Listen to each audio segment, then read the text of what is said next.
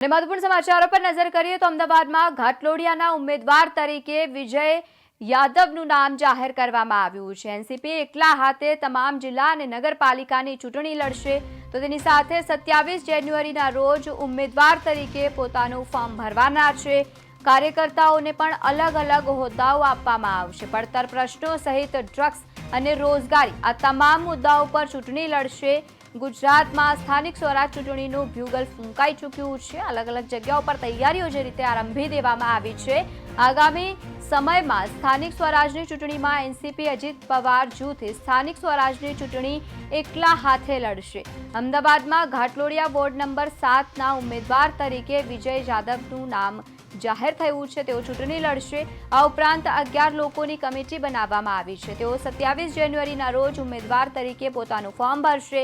કાર્યકર્તાઓને અલગ અલગ હોદ્દાઓ પણ આપવામાં આવશે અને તેમજ પડતર પ્રશ્નો ડ્રગ્સના હોય કે પછી રોજગારી આ તમામ મુદ્દાઓ પર ચૂંટણી લડવામાં આવશે।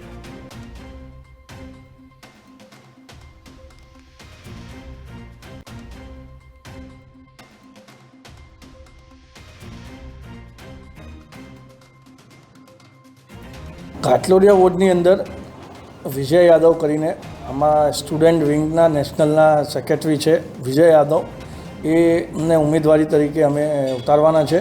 27 તારીખે ફોર્મ ભરવાના છે અને બાકી જગ્યા જ્યાં જ્યાં ઇલેક્શન છે ત્યાં અમારી સ્ક્રીનિંગ કમિટીની રચના કરી છે 11 લોકોની। એ 11 લોકો પહેલાં અમારા જે કાર્યકર્તાઓ છે જે ઉમેદવારો છે એમને મળશે, એમનો બાયોડેટા લેશે, પછી એના પછી નક્કી કરીશું કે કોને ટિકિટ આપવાની અને કેવી રીતે આપવાની। મેઇન મુદ્દો અમારો એવું છે કે યુથ, ગુજરાતનો જે યુથ ગેરમાર્ગે જઈ રહ્યો છે।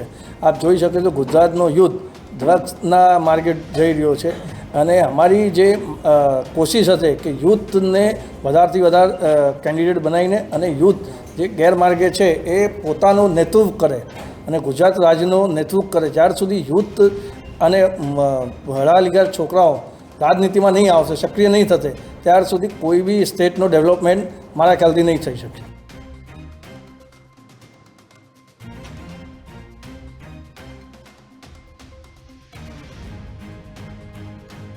ઘાટલોડિયા વોર્ડની અંદર વિજય યાદવ કરીને આમાં સ્ટુડન્ટ વિંગના નેશનલના સેક્રેટરી છે વિજય યાદવ એને ઉમેદવારી તરીકે અમે ઉતારવાના છે।